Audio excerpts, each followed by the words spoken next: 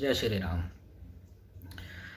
आजकल एक शब्द वर्ड चल रहा है जिसे मोए मोए मोए मोए कहते हैं। पता नहीं वो मोए मोए कोई चीज अजीबोगरीब हो जाए और मोए मोए यही चीज आज पाकिस्तानी जनता के साथ हुई। उनका भी मोए मोए हो गया। वो कैसे के इलेक्शन हुए थे अभी पाकिस्तान में। पाकिस्तान की जनता ने अपने वोटों से चुना किसको? पीटीआई चीफ इमरान खान को। फौज ले आई किसको? नून लीग के नवाज शरीफ को। अब पाकिस्तानी जनता ये सोच रही थी या तो इमरान खान बनेगा या नवाज शरीफ बनेगा। यहां तक कि नवाज शरीफ ने तो इलेक्शन जीतने के बाद जैसे ही नून लीग जीती तो उसने तो स्पीच भी दे डाली। पाकिस्तान इस वक्त किसी किस्म की लड़ाई अफोर्ड नहीं कर सकता। इसलिए मैं बार बार ये बात कह रहा हूं कि हम सबको मिलजुल कर बैठना होगा और बैठकर इन सारे मामलात को तय करना होगा और पाकिस्तान को 21वीं सेंचुरी के अंदर लेकर जाना होगा। जो पाकिस्तान आज शायद दुनिया में एक मुनफरिद मकाम हासिल कर चुका होता, लेकिन अपनी कोताहियों की वजह से हमने वो मकाम हासिल नहीं किया। पर इलेक्शन बन गए नवाज शरीफ के भाई शहबाज शरीफ पाकिस्तान की जनता तो ना इधर की रही और ना उधर की रही। एक तो वैसे ही पाकिस्तान में अभी तक किसी प्रधानमंत्री ने अपने 5 साल पूरे करे नहीं है। ये 24वें प्रधानमंत्री बने हैं शहबाज शरीफ। अभी तक किसी ने 5 साल भी पूरे नहीं करे हैं। इनकी स्थिति तो 2009 से तो बांग्लादेश में भी शेख हसीना कंटिन्यूस बनती आ रही है। पर इनका देखो, इन हरामखोरों का तो एक भी पीएम 5 साल भी पूरे नहीं कर पाया। और उसके बाद ये साले काम इनके देखो। अगर इमरान खान भी जीत जाता तो कोई बहुत ज्यादा ऐसा नहीं कि वो कोई रेवोल्यूशन ला देता। इमरान खान की पार्टी का ही केपीके का एक मुख्यमंत्री बना है अली अमीन। उसने तो जीतते ये बोल दिया है कि जो हमारी पार्टी के 9 लाख कार्यकर्ता हैं, रमजान के महीने में हम उन्हें 10-10 हजार रुपए देंगे। अब आप सोचो, ये तो पहले ही भीख मांग के या इधर उधर से ले दे के गुजारा कर रहे हैं और उसने तो पट्टे ने एक अलग ही मतलब उड़ता तीर और ले लिया है। कहां से लाएंगे ये? इन्होंने अपनी स्थिति के बारे में भी सोचा है। अभी पाकिस्तान के फैसलाबाद में एक आतंकवादी मारा गया है जो 26/11 के मास्टरमाइंड में से एक था। उसे भी मार दिया। अब पता नहीं, कह तो रहे हैं कि वो हार्ट अटैक से मारा है, किससे मारा है, या साला ये जो भी हकीकत है वो जाने, पर साला मर तो गया है। पर ऐसा होना नहीं चाहिए आतंकवादियों के साथ। ये पता नहीं कौन कर रहा है भाई, उसे करना नहीं चाहिए। ये बहुत गलत हो रहा है। एक बार ये एक मूवी आई थी वांटेड, उसका एक क्लाइमैक्स का सीन था। हाँ, 2 मिनट का सीन आप इसे देखिए।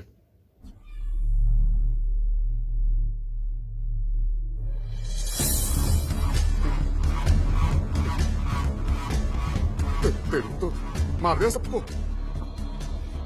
सबको मार दिया। अरे जानवरों इंसान में कोई फर्क नहीं दिखता है क्या तुझे? क्रिमिनल्स है क्रिमिनल्स। ऐसा आदमी मिलना बहुत मुश्किल है। परसों से पहला इन्हें गली गली ढूंढ के एक एक को उठाया मैंने।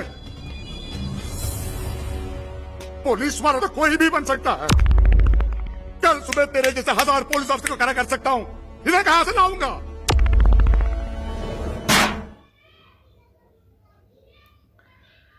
अब आप खुद सोचिए कि एक पुलिस ऑफिसर बनना, एक आर्मी ऑफिसर बनना कितना आसान है।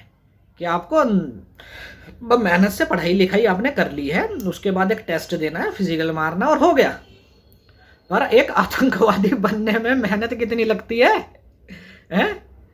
कैसे कैसे साला आदमी एक आतंकवादी बनता है, कितनी मेहनत से, मशक्कत से, और आप ऐसे ही मार देते हैं। यहाँ तो हमारी सरकार को ये समझ नहीं आती। कभी कश्मीर में ठोक दिया, कभी साले हैंडलर पकड़ लिया, कभी कोई वहां ठोक दिया। आजकल तो ठोकना कुछ ज्यादा ही चल रहा है। अरे बेचारों ने इतनी मेहनत करी है, कम से कम उनकी टेकन फॉर ग्रांटेड इसी चीज का लेने दीजिए, है? एक तो पता नहीं 2014 के बाद जब से मोदी सरकार आई है तो न्यूज देखने में भी मजा आने लगा। पहले मैं बहुत फिल्में देखता था, फिल्में देखनी कम हो गई है, अब न्यूज भी उस पर ज्यादा वो रहने लगा है। डिबेट देखते हैं तो उसका भी एक अलग ही मजा है। हाँ, और फिलहाल पाकिस्तान के हाल, ये वही पाकिस्तान है जो कभी हमारे यहाँ आतंकवादी हमला हो गया तो ऑडिट करने आ रहा कि वो बताएंगे साले ये पाकिस्तान ने किया भी है कि नहीं है।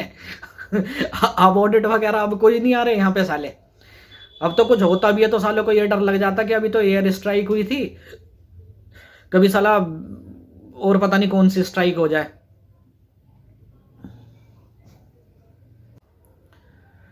इमरान खान की भी किस्मत ही बेकार रही, नहीं तो बेचारा अपने गुड लुक्स के दम पे इंडिया से वो बहुत अच्छे रिश्ते बना सकता था, क्योंकि हमारे यहाँ तो गुड लुक्स के दम पे प्रधानमंत्री बन जाते हैं, जैसे एक बार पहले भी हो चुका है कि वो दिखता बहुत खूबसूरत है इसलिए उसे प्रधानमंत्री बना दें। पर इमरान खान बेचारा यहाँ भी रह ही गया। और कुछ पाकिस्तान की किस्मत इतनी खराब कि ले दे के जो पाकिस्तान की टीम थोड़ा अच्छा कर रही थी, पता नहीं क्या मोदी के आने के बाद वो पाकिस्तानी टीम भी कहीं की भी नहीं रही। अब तो पता नहीं वो कौन कौन से प्लेयर आ रहे हैं, कौन कौन से जा रहे हैं, साला हमें भी पता नहीं चलता। वर्ल्ड कप हमें पता चलता है कि कौन सा प्लेयर है उसमें, कौन सा नहीं है, कौन सा कप्तान है, अब यही नहीं पता रहता कि कब कौन सा कप्तान है कौन सा नहीं है। हाँ, तो फिलहाल तो हालात इनके बहुत बुरे हैं, पर कब तक रहेंगे ये भी नहीं पता है, क्योंकि फिलहाल हमारे यहाँ से भी ये सरकार फिलहाल जाती नहीं दिख रही। बहुत से लोग मैं देखता हूँ जैसे डिबेट वगैरह में बड़े बड़े शगुफे से छोड़ देते हैं कि अब जनता समझ गई है, अब फलाना समझ गया, अब ढिमाका समझ गया समझ गया।